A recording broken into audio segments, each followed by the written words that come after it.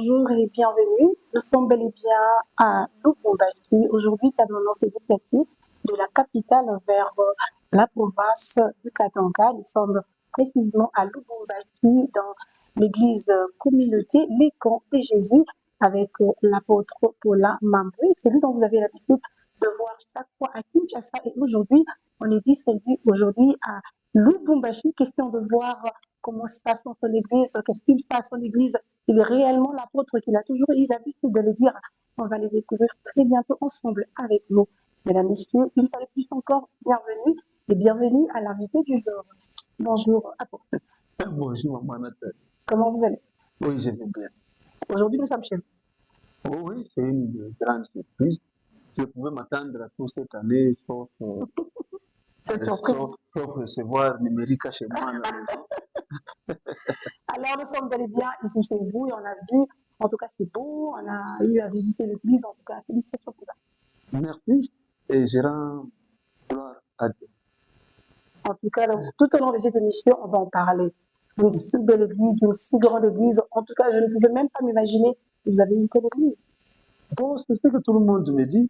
Alors, apôtre Paula C'est ce Mamboué, que beaucoup de gens disent, votre église ne vous ressemble pas. ah bah oui, il n'y a pas de ressemblance. En tout cas, ça c'est vrai. Ça c'est vrai. En tout cas, il n'y a pas de ressemblance. Je ne sais pas c'est quoi, mais tout au long de cette émission, on va découvrir pourquoi il n'y a pas de ressemblance entre vous et votre église. Mais bien avant d'aller dans la profondeur, on aimerait d'abord que vous puissiez vous présenter. Je sais déjà que vous, les gens vous connaissent déjà, mais quelle manière de présentation? Alors, j'aimerais que vous puissiez vous présenter par votre chanson. On vous appelle ces derniers temps l'homme de Mungu Mwema. Donc, nous voulons que les téléspectateurs puissent réellement savoir que c'est lui-là. Ah, je vais chanter avec vous. Ah, aujourd'hui, en tout cas, franchement, je vous accompagne pas parce que l'autre fois, vous êtes moqué de moi. Alors, aujourd'hui, débrouillez-vous. Donc, aujourd'hui, je vous accompagne pas. Que le Saint-Esprit vous accompagne.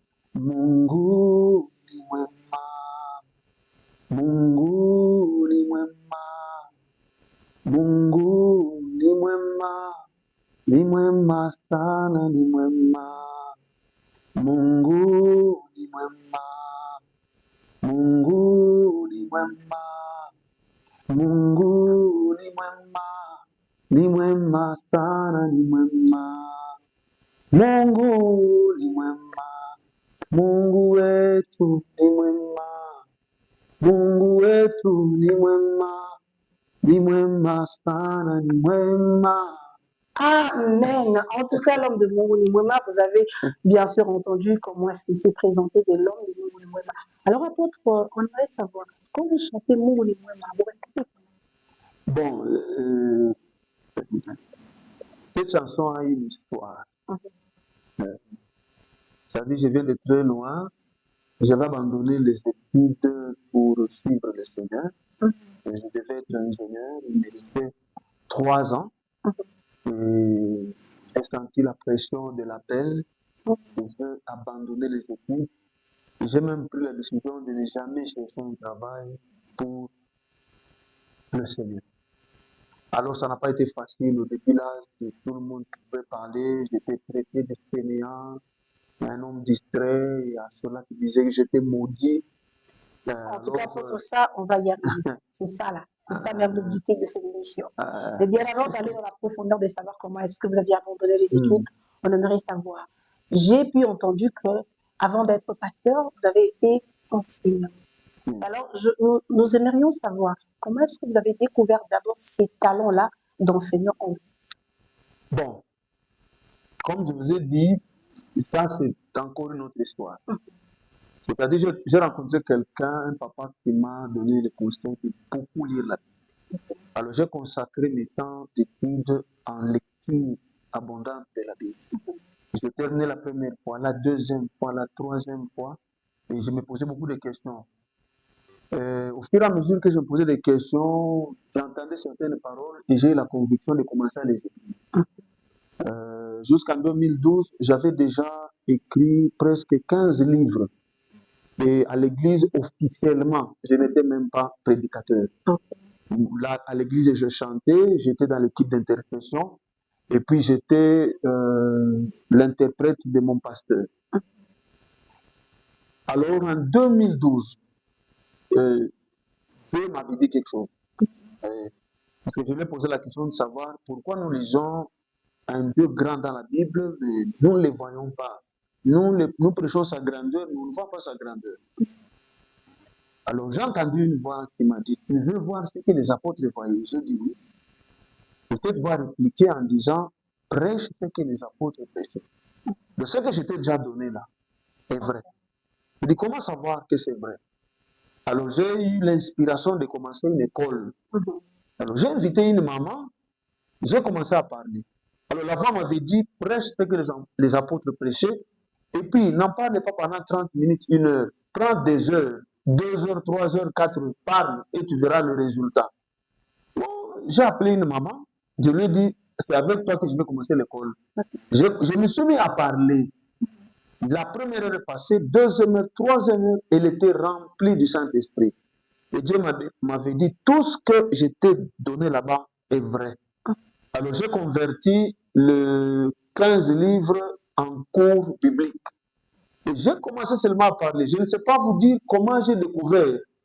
Je me suis mis seulement à parler de ce que Dieu m'a dit.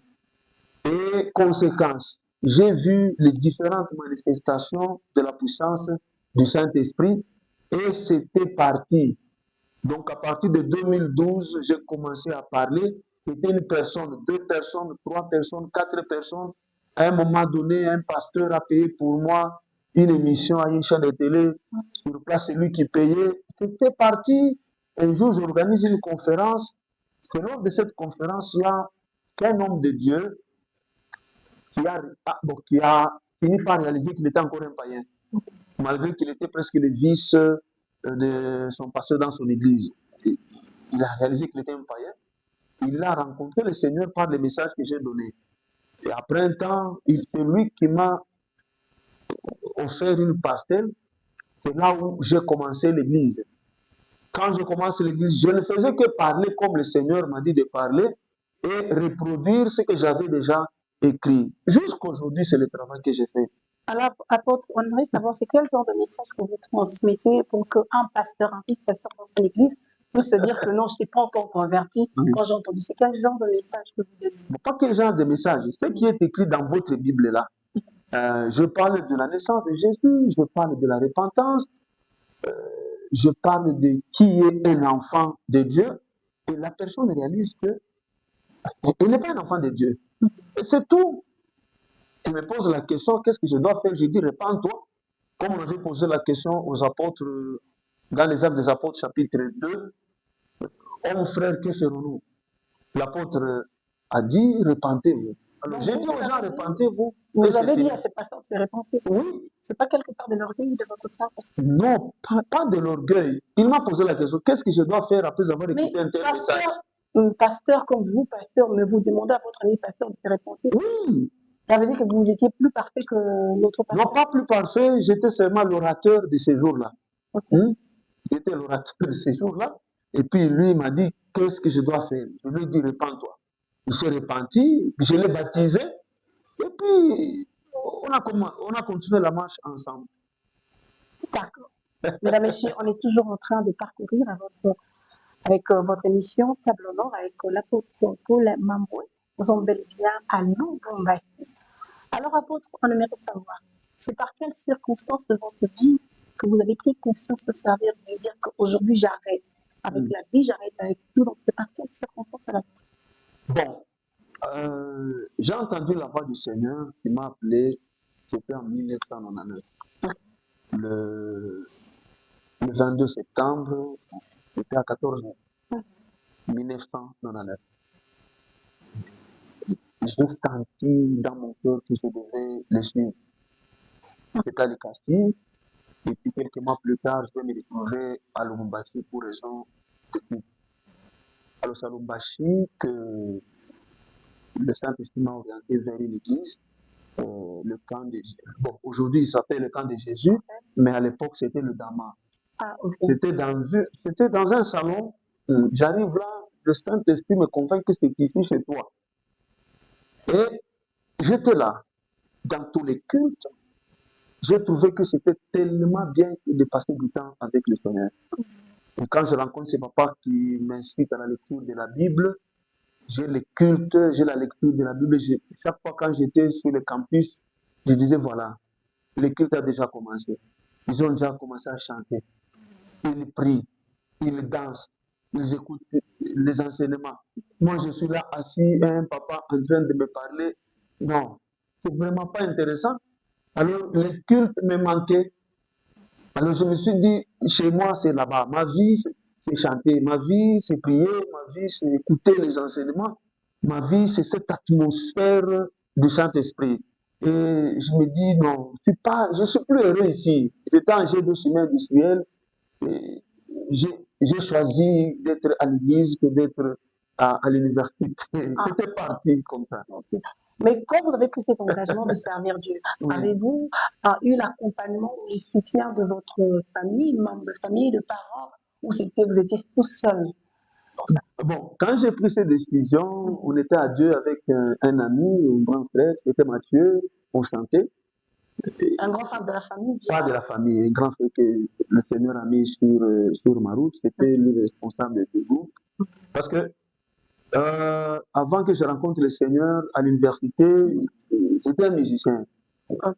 On chantait. Gospel ou bien musique? Non, non, la musique mondaine, on imitait la musique des Français. Ah oui. On ne chantait pas lingala ni swahili, nous, c'était le français. Mon ami là était un bon compositeur de chansons d'amour. Alors, c'est ce qu'on chantait là-bas. Il était responsable de notre petit groupe. Et quand j'ai cru, il a aussi cru. Bon, Donc vous avez il a changé. Ok. Il a changé, maintenant c'est le gospel. Mhm. Alors, c'est avec lui qu'on a fait route et Ensemble. euh, puis il rencontre le Seigneur, je rencontre aussi le Seigneur et puis je vais abandonner les études. Il abandonne aussi les études. Ok. Alors nous sommes retrouvés à deux et on se soutenait. Pour être sincère avec vous, ma famille n'était pas d'accord avec ces décisions parce que je suis l'aîné chez nous. Papa voit un ingénieur, brusquement comme ça, le rêve d'ingénieur tombe. Ce n'était pas facile. Chez eux aussi, ce n'était pas facile. Il était en agronomie, un homme brillant, et il arrête. Alors, à l'église, ce n'était pas facile non plus, parce que je ne peux pas vous dire que l'église m'a soutenu. Très peu de gens, alors, la minorité était d'accord avec ces décisions. Il y a des pasteurs, des anciens des églises qui me disaient, voilà, tu viens de commettre une grave erreur. Parce que tu ne peux pas servir, sur lesquels je m'appuyais. L'apôtre Pierre pose la question, Seigneur, et nous qui avons tout abandonné, qu'est-ce que nous allons recevoir? Jésus dit, vous aurez au centuple ici sur la terre et la vie éternelle dans les jours à venir. Ah, voilà, de tels versets me donnez quand même la force. J'ai dit, l'apôtre Pierre a abandonné la pêche, mais il n'a pas perdu. Alors, je me fortifie. Donc, je n'avais pas de choix à part prendre les histoires bibliques, les histoires de certaines personnes qui avaient abandonné tout pour le Seigneur et me fortifier avec. D'un côté, c'est un pasteur qui dit tu as commis une erreur, un ancien qui te récupère, par-ci, par-là. Mon ami là, on se soutenait, on dormait ensemble, on s'est fortifié. Mais ça n'a pas été facile. Ça n'a pas été facile. J'ai connu beaucoup d'années de souffrance, mais je m'étais dit, j'ai pris une décision, je dois assumer. Et j'ai évolué. Et vous avez assumé. Et j'ai assumé. On va y arriver. Apôtre, on aimerait savoir, parlez-nous de votre reconversion, c'est-à-dire de votre changement. Hier, vous étiez enseignant. Et après quelques jours, vous devenez pasteur. Et après encore quelques jours, on entend apôtre. Je ne sais pas, demain, vous serez archibishop ou comment. Parlez-nous un peu de ces reconversions, la chose. Bon, je suis d'abord enseignant, pas enseignant reconnu à l'église, enseignant dans mon école. À cette époque-là, à l'église, j'étais interprète et je chantais. Je n'étais pas sur la liste des enseignants. Donc, ce sont mes étudiants qui m'appelaient enseignant et ils m'appelaient docteur, mes étudiants. Maintenant, quand les choses ont évolué, j'ai commencé à organiser les conférences et un jour, cet homme de Dieu-là a cru, je l'ai baptisé, j'ai fait mon rapport à mon pasteur comme je le faisais d'habitude et je continue à le faire. Je lui ai dit, voilà, il y a un frère qui a cru et qui m'a dit que nous pouvons commencer un petit travail au Bel Air dans leur maison. Le pasteur m'a dit, voilà, va leur poser la question si on peut commencer une cellule là-bas.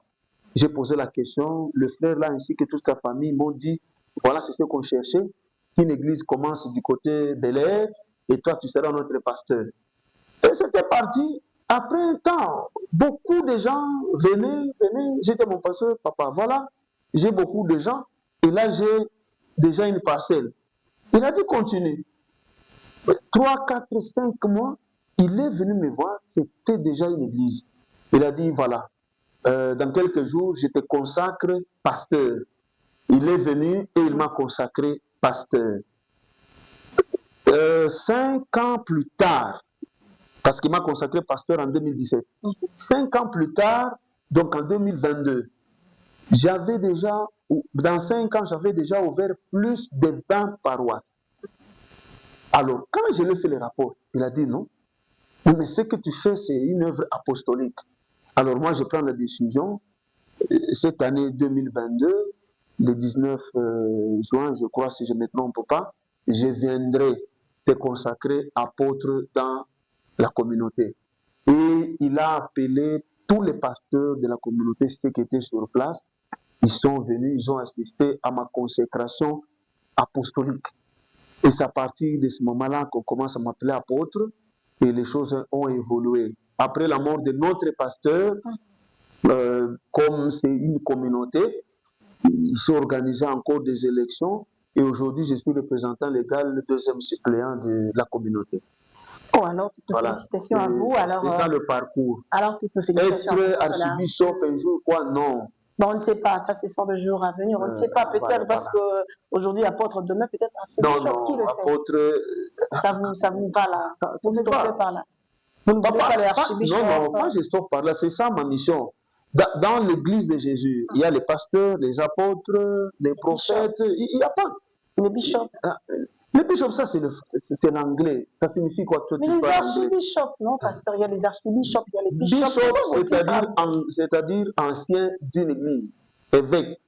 C'est ça, bishop. Alors vous aussi, alors apôtre et puis après apôtre, je deviens ancien de l'église. Évêque. Ça n'a pas de chance. Hein. Mesdames, messieurs, comprenez l'ambiance de votre émission préférée avec l'apôtre Paula Mambo. Apôtre Paula Mambo, vous avez dit, après un long moment, votre pasteur est venu vous consacrer étant apôtre. Ben, je ne sais pas, est-ce que vous avez fait sciemment de les convaincre? C'était dans votre esprit, dire que non, je vais les convaincre, je vais les montrer que je mérite cette question de mieux travailler pour qu'aujourd'hui on puisse vous mettre sur le rang des apôtres? Non, je n'ai jamais de telles intentions. Tout ce qui compte pour moi, c'est le travail. D'ailleurs, les appellations là, ça importe peu. Je n'en ai même pas besoin. J'ai pris la décision de suivre le Seigneur, de servir et lui présenter des âmes. Les noms importent peu parce que dans la Bible, il n'y a même pas cette dénomination-là. D'ailleurs, les apôtres eux-mêmes s'appelaient frères. Pierre appelait Paul frère Paul. Et Paul appelait Pierre. C'était des frères. Maintenant, l'apôtre là, pasteur, c'est juste une mission. Mais sinon, moi j'étais là pour le travail. Jusqu'aujourd'hui, je travaille. Les noms là, ça importe peu. Je n'ai jamais rêvé un jour devenir même pasteur. Je n'ai jamais rêvé un jour devenir même apôtre. Je n'ai jamais prévu un jour commenter le représentant légal. Non. Jusqu'aujourd'hui, c'est la même pensée qui m'anime, le travail. Pas devenir tel, non. Moi, je vais travailler et rendre des comptes à mon Dieu. Alors, nous savons que ces postes que vous occupez n'est pas facile. Il y a eu des moments difficiles que vous avez pu rencontrer dans votre ministère. Alors, si vous pouvez essayer de partager avec nous le moment le plus difficile que vous avez eu à rencontrer. De fois, quand vous parlez de ça, vous avez des larmes aux yeux. Et moi, je vais aujourd'hui voir l'apôtre rougir, vous allez comprendre. Alors, expliquez-nous comment est-ce que vous avez rencontré ce moment et c'était comment ce moment? Bon, d'abord, c'est impossible que je pleure aujourd'hui parce que le Seigneur a déjà essuyé mes larmes. Amen. Il m'a déjà suffisamment consolé. Amen. Donc, la douleur que j'ai sentie, dans le parcours, au début, là, je n'en ressens plus. Ok. Alors, je peux parler d'un exemple, mais je ne saurais pas pleurer. Ok. Voilà. C'est-à-dire quoi? Quand j'abandonne tout, parce que j'étais étudiant, la famille pouvait envoyer quelque chose à leur fils étudiant. Maintenant, j'abandonne les études. Chez nous, c'est à l'État-ci, je suis à Lubumbashi. La famille n'envoie plus rien. Donc, j'ai connu des moments très, très difficiles. Je me réveillais comme ça le matin, je ne savais pas ce que j'allais manger le soir. Mais miraculeusement, il y avait toujours une maman, il y avait toujours un papa qui me donnait 2 pains, un peu de sucre, je mange. La journée passe. J'ai connu ce moment-là. J'ai connu des moments où je n'avais pas où dormir. Donc, j'ai passé nuit à l'église par terre, je n'avais même pas de couverture. J'ai passé des années, je n'avais qu'un seul pantalon et une chemise. Voilà. Ça n'a pas. J'ai passé presque 9 ans, j'étais comme un vagabond. Donc, si vous me posez la question, tu habites où? Je n'avais pas vraiment d'adresse. Parce que je dormais à l'église, je dormais dans une famille quelque part, et par la grâce de Dieu, une maman m'avait pris pendant presque 3 ans. J'étais chez elle, j'ai passé une nuit dans la chambre haute, et puis après 3 ans, j'ai quitté là-bas, j'étais là comme un vagabond. Donc je n'avais pas d'adresse. J'avais un endroit où je prenais mon bain, un autre endroit où je pouvais dormir, un autre endroit où je pouvais manger. C'était ça ma vie au début là. Et il y a des jours où j'ai prié le Seigneur. Il me faisait voir comme s'il était vraiment absent, comme s'il était vraiment indifférent à tout ce que je faisais comme sacrifice. Mais ce n'était pas vrai. Avec le temps, j'ai découvert qu'il a toujours été là. Et c'est moi qui voulais le voir comme moi je voulais. Mais il était toujours présent. Alors je peux vous rassurer aujourd'hui que j'ai quand même beaucoup souffert. Il y a des moments où je m'étais dit, voilà, la décision n'est pas bonne, que je retourne carrément aux études. Mais je me rappelle un jour, c'est mon pasteur, au début, après que j'ai pris la décision d'abandonner les études, il m'a dit, moi je veux que tu reprennes les études. Va sur le campus, renseigne-toi, je vais payer. Le lendemain, je devais les voir. J'ai passé toute la nuit à l'église en train de prier, je pleurais. Pourquoi je pleurais? Je dis à Dieu, je viens de lire un verset dans la Bible où c'est écrit, la moisson est grande et il y a peu d'ouvriers. Voilà, moi je me porte garant pour être ton ouvrier et toi tu ne veux pas de moi à l'église. Pour moi, retourner aux études signifie Dieu ne veut pas de moi, ne veut pas de ma présence dans le temple. Parce que la nuit, j'étais au temple, pendant la journée, j'étais au temple. J'ai dit, Seigneur, tu ne veux pas de ma présence ici. Qu'est-ce que moi, je t'ai fait? Est-ce que tu as besoin d'ouvrier? Voilà un ouvrier qui s'offre gratuitement à toi et tu ne veux pas de lui. J'ai prié toute la nuit. Le lendemain, j'attendais que le pasteur me pose la question pour savoir si je me suis renseigné. Jusqu'à ce qu'il est mort, moi, je me pose cette question-là. Alors là, j'avais pleuré. J'ai pleuré la nuit, tu n'as pas d'habit, tu n'as pas à manger. Je pouvais porter un pantalon pendant un mois. Bon, il y avait des temps où, imaginez-vous, un garçon de 30 ans, il n'a pas de sous-vêtements. Moi, je dis les choses clairement. C'est ça le témoignage. J'ai connu ce moment-là, la difficulté là. Mais je n'ai pas lâché, je me fortifiais toujours. J'avais mon ami là, Mathieu, que Dieu le bénisse abondamment, parce qu'il était là en train de me fortifier. J'avais les membres de mon groupe là, Maman Annie, Moula, la soeur Karine, Tufumpa, on était là, on se fortifiait. J'ai quand même trouvé des amis qui pouvaient m'encourager dans cette voie-là. Et Dieu merci, avec le temps, j'ai vu Dieu commencer à me visiter petit à petit. Jusqu'aujourd'hui, je ne manque de rien. Je vois le Seigneur lui-même me prendre en charge et suffisamment, et je n'ai plus raison de retourner en arrière. Et il y a des gens qui me disent, voilà, tu es un apôtre, En principe, un apôtre doit avoir même un petit travail quelque part. Je dis, bon, Jésus déjà apôtre, ce travail me suffit. Par ce travail, Dieu me nourrit, il est en train de me vêtir, j'ai tout ce qu'il me faut. Si je dois chercher un travail, c'est pour avoir quoi encore? Aujourd'hui, ça serait seulement de la convoitise. Sinon, l'apostolat me suffit. Ça paye. Ça paye. Ça paye. Ça paye. Mesdames, messieurs, l'apostolat, ça paye. Donc, si vous voulez devenir apôtre, venez voir l'apôtre ici parce que ça paye. Alors, apôtre, combien d'années dans le ministère? Bon, il y a d'abord les années dans la foi. C'est depuis 1909, ça fait maintenant 26 ans que j'ai rencontré le Seigneur. Ça sont mes années dans la foi. Ministère, en tant que pasteur, ça fait maintenant 9 ans. Ça fait 9 ans que je suis pasteur. Apôtre, ça fait 4 ans. Apôtre, 4 ans, ministère, 9 ans. Alors, apôtre, j'ai visité votre église. J'ai vu que vous avez une si grande église. On doit le dire. C'est quelque chose de joli, c'est juste. Avec ce parcours, vous venez de nous parler. Ne vont juste faire ça, avoir ces bâtiments ici, ces grands bâtiments et plus de 1500. C'est quoi votre secret? Les gens vous regardent. Apôtre, dites-nous juste la vérité. Vous avez touché s'il y a quelque chose parce que vos amis, apôtres, pasteurs, vous regardent. Bon. Dieu m'a fait grâce dans les 9 ans, depuis que je suis pasteur. Et 4 ans, depuis que j'ai été consacré apôtre, j'ai déjà, en dehors de l'église que vous voyez, j'ai déjà ouvert plus de 40 églises. C'est presque tout le monde qui me pose des questions, quel est ton secret? Tout ce que moi je sais, c'est que je lis beaucoup la Bible. La lecture de la Bible, c'est l'activité principale de ma vie. Et en lisant la Bible, j'ai compris que servir Dieu, c'est produire des disciples. Et qui est un disciple? Le disciple, c'est le détenteur de l'enseignement d'un maître.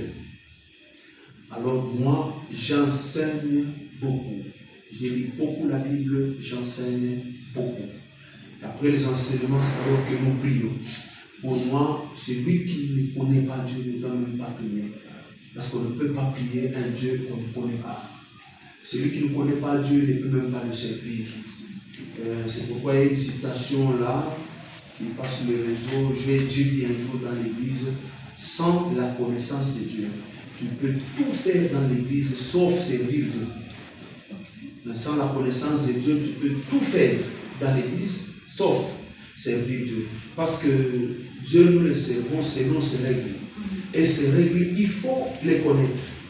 Dans l'ancien temps, quand on parle du sacerdoce, on voit une école. Parce qu'on ne peut pas consacrer quelqu'un sacrificateur s'il ne connaît pas Dieu, s'il ne connaît pas les règles du sacerdoce. Alors moi, j'enseigne beaucoup. C'est-à-dire, si le Seigneur m'amène une âme, je dis voilà, le Seigneur m'a donné un enseignement, je dois mettre dans cette âme ici. Lui-même, le Seigneur a dit dans Jean chapitre 17, quand il fait le rapport devant son Père, il dit, je leur ai donné ce que tu m'as donné. Je leur ai donné tes paroles. Alors moi aussi, pendant des années, le Seigneur m'a donné un enseignement. Et chaque fois quand je vois quelqu'un comme la sœur Nathalie venir, la priorité, c'est prendre ce que j'ai, l'inculquer en elle. C'est ce que j'ai fait. Après avoir donné des enseignements, nous prions. Et puis on arrête la prière, on reprend l'école. C'est ce que j'ai fait. Si c'est ça le secret, je ne sais pas. Mais moi, j'ai fait ça naturellement. Vous n'avez pas donné le secret parce que les gens attendent ces secrets. Vous n'avez pas donné votre secret. Alors s'il existe un secret, le secret a un nom. C'est Jésus. Alors il faut écouter Jésus. Parce que c'est son église, ce sont ses âmes. Le secret, c'est poser la question au propriétaire des âmes. Qu'est-ce que tu veux que je fasse de tes brebis? Lui te dira ce que tu dois faire. Dès que tu le fais, il va te soutenir. Parce que le Seigneur ne soutient pas celui qui fait des choses selon sa propre pensée. Non. La Bible dit clairement, le Seigneur Jésus était avec eux, confirmant leurs paroles par des signes et des prodiges. Si tu fais ce que Jésus-Christ attend de toi, lui, il va étendre sa main. La nous avons fait un travail. J'ai fait un rapport dignitaires dans le pays. Tu mérites ton nom est sur la liste, prépare-toi. Dans quelques jours, il y a une équipe qui viendra dans ton église pour que tu sois dignitaire. C'était comme ça. Et ils m'ont dit, écris ce que tu as déjà fait. Ils disent, vous savez ce que j'ai déjà fait? Je suis pasteur, je suis professeur de cours bibliques aussi parce que je vous ai dit que j'ai une école biblique. Responsable de cette église que vous avez déjà vu. Et on a appliqué, tu avais beaucoup d'églises. J'ai dit oui. Ils ont écrit tout ça. Et puis, ils sont venus à l'église. Juste après le culte, c'était une équipe des gens, des hommes de l'armée, quelqu'un qui en veste ça, beaucoup de documents là, un drapeau. C'était un peu compliqué. Et voilà. Aujourd'hui, vous êtes dignitaire. Voilà, on m'a dit, tu es dignitaire. On me donne de laisser passer des cartes. Et voilà. Alors, pardon, on est curieux. Ok, c'est vrai, on vous a nommé au rang de dignitaire, c'est vrai. Vous avez quand même fait un grand travail. On a vu les âmes être transformées. On a vu qu'il y a vraiment des gens qui ont donné leur vie à Jésus-Christ. Donc, on a vu ça. On ne peut pas les nier. Mais comment est-ce que, dites-nous d'abord la vérité. Vous êtes aussi, vous avez cherché dans la politique ou comment? Là, on va baisser la voix. Les gens ne vont pas entendre. Donc, soyez à l'aise. Non, je ne suis pas non, je suis pas dans la politique. Et ces jeunes-là ne sont pas à moi. Être politicien un jour, non. Mais vous ne voyez pas que ces trucs-là, ces nominations-là de rang de dignitaire, ça match avec de la politique. Mais comment est-ce que vous n'êtes pas dans la politique? Non, je ne suis pas dans la politique. Renseignez-vous, bien vous êtes des journalistes. Je ne suis pas dans la politique. Ouais, on peut être dans la politique active et la politique passive. Ah, moi je ne sais même pas ce que ça signifie, active, passive, je ne sais même pas. Tout ce que je sais, je viens... Une politique secrète, non? Les gens ne savent pas que vous êtes dans la politique, mais vous êtes dans la politique. Non, je suis dans mon bureau en train de lire la Bible et préparer les enseignements. À l'heure du culte, je monte à la chaire d'enseigne. Après, je reçois les âmes pour résoudre les problèmes spirituels, matériels, moraux et tout. Puis je vais chez moi. Vous n'envisagez pas je n'envisage pas demain rester dans la politique parce que ça dépend de ce que chaque pasteur a comme information. Moi, je sais que bibliquement parlant, il y a le sacerdoce, il y a la royauté. Et moi, je suis au sacerdoce. Il n'y a pas dans la Bible un jour un sacrificateur est devenu roi. Ça n'existe pas. Alors, si aujourd'hui on vous proposait, on a vu le travail que vous avez abattu quand même, on aimerait que vous puissiez également venir nous accompagner dans la politique. Je sais qu'on ne me proposera jamais ça. Non, parce que vous ne saviez pas un jour qu'on devait normalement vous mettre dans le rang de dignitaire. Vous ne saviez pas. Et c'est venu donc si et seulement si on venait qu'aujourd'hui, le président, le numéro 1 de la République appelé au téléphone, lui-même.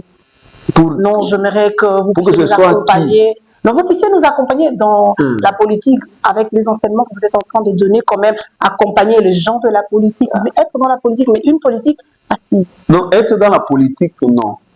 Mais refuser un service au président de la République, ça, je ne peux pas le faire. Parce que c'est mon président aussi. Donc, il peut m'appeler, me demander un service. Je vais rendre ce service-là dans le cadre de mon travail. Mon travail, c'est quoi? Que tout le monde connaisse Dieu. Alors, mon président, il m'appelle. Je ne peux pas le refuser. Je vais lui dire, papa, moi, c'est ça mon travail, enseigner. On s'est enseigné. Alors, si vous me voulez pour me donner l'auditoire, que je commence à enseigner, faire connaître Dieu. Enseigner le politique. Enseigner. Là, je viendrai faire. Mais pas dans un bureau, signer, faire ceci. Je ne saurais pas. Ce n'est pas mon travail. Vous savez, le problème, peut-être, j'ouvre une parenthèse. Le problème aussi dans notre pays, c'est que si on vous appelle, on vous nomme quelque part, même si vous n'êtes pas compétent, vous allez accepter. Et c'est ce qui nous détruit. Parce qu'il faut être sincère. Vous êtes caméraman? Non, je ne le suis pas. Mais je filme quand même mes petits frères et sœurs lors des anniversaires. Hein? Mais caméraman, profession, non. Et dans le pays, nous manquons les gens sincères et francs qui peuvent dire, on peut l'appeler, toi tu deviens ministre de l'économie, tu es un médecin, tu dis oui, tu sautes sur l'occasion. Non, il faut être sincère disant ça, moi, je ne saurais pas. Ça, c'est une parenthèse que j'ai ouverte et je ferme rapidement. On la referme, d'accord. Apôtre, les gens, pas moi, je suis venu rapporter ce que les gens connaissent. Depuis que Dieu a béni l'apôtre, depuis que Dieu a visité l'apôtre, il est devenu orgueilleux, il est devenu rempli de lui-même. Donc, il n'est plus l'apôtre que nous avions connu. Apôtre, justifie. Vous savez, chacun a son opinion. Même Jésus-Christ un jour pose la question aux apôtres pour dire des gens qui suis-je. Donc chacun a son opinion, mais moi, je me limite au témoignage de Dieu sur ma vie. La Bible dit Dieu résiste aux orgueilleux et il fait grâce aux hommes. Donc, par rapport à la grâce grandiose dont je suis bénéficiaire aujourd'hui, je peux dire que pour Dieu, je suis humble. Parce que Dieu résiste aux orgueilleux. Ça, je me confie au témoignage de Dieu sur ma vie. Et je continue à travailler. Je sais que tout le monde est libre de dire ce qu'il pense. Même au temps de Jésus-Christ, il y a ceux qui disaient, voilà, tu es un démon, tu as un démon. On pouvait raconter n'importe quoi autour de Jésus, tu es un blasphémateur. Mais il était là, lui, il avançait, parce que son père rendait un témoignage différent de lui. Alors moi, je me limite au témoignage de Dieu et au témoignage des gens qui sont autour de moi et qui continuent à me faire confiance. Beaucoup de gens disent que, papa, vous êtes simple, vous êtes simple.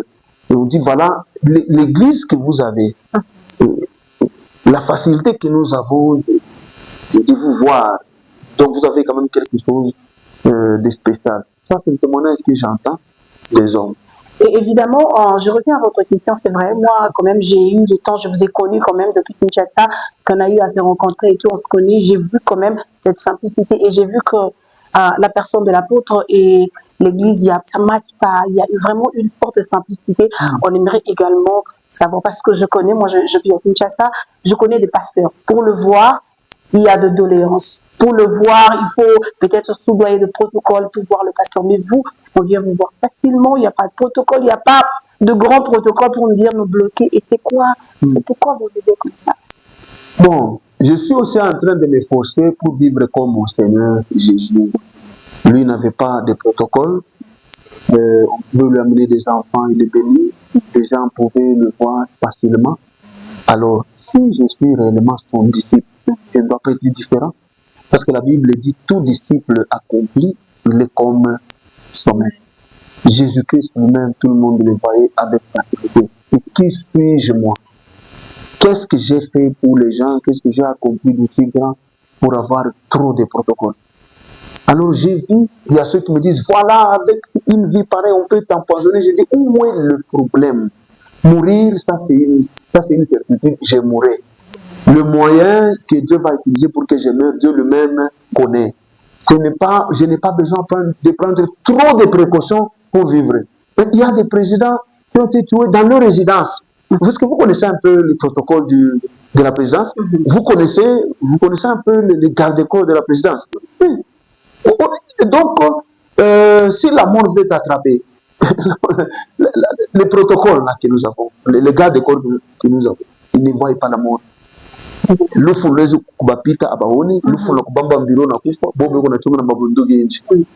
Alors, j'essaie de vivre simplement comme mon Seigneur.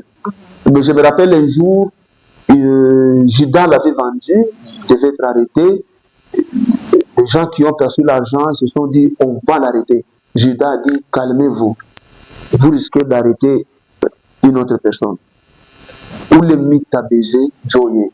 Donc, si vous arrivez là où était le Seigneur Jésus et ses disciples, si vous ne connaissez pas Jésus, vous n'allez pas l'identifier. Parce que la Bible dit, n'avait rien pour attirer le regard. Alors pourquoi nous devons faire trop de tapage? Qui sommes-nous? Qui sommes-nous? Moi, si je suis aujourd'hui apôtre, parce que Dieu l'a prévu un jour. Il n'y a pas de secret pour le devenir. C'est un problème d'appel.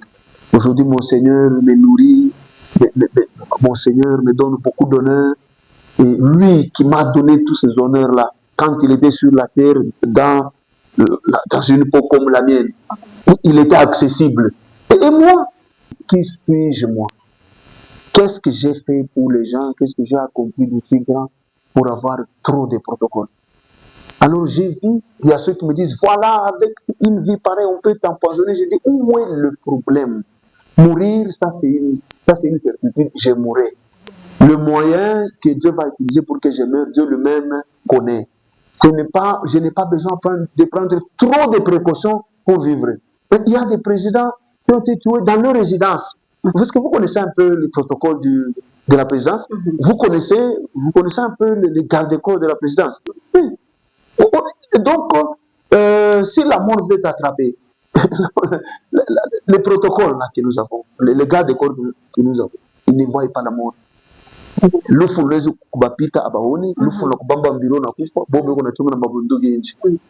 Alors, j'essaie de vivre simplement comme mon Seigneur. Mais je me rappelle un jour, Judas l'avait vendu, il devait être arrêté. Les gens qui ont perçu l'argent se sont dit, on va l'arrêter. Judas a dit, calmez-vous. Vous risquez d'arrêter une autre personne. Ou le mythe a baisé, joyeux. Donc, si vous arrivez là où était le Seigneur Jésus et ses disciples, si vous ne connaissez pas Jésus, vous n'allez pas l'identifier. Parce que la Bible dit n'avait rien pour attirer le regard. Alors pourquoi nous devons faire trop de tapage? Qui sommes-nous? Qui sommes-nous? Moi, si je suis aujourd'hui apôtre, parce que Dieu l'a prévu un jour. Il n'y a pas de secret pour le devenir. C'est un problème d'appel. Aujourd'hui, mon Seigneur me nourrit, mon Seigneur me donne beaucoup d'honneur.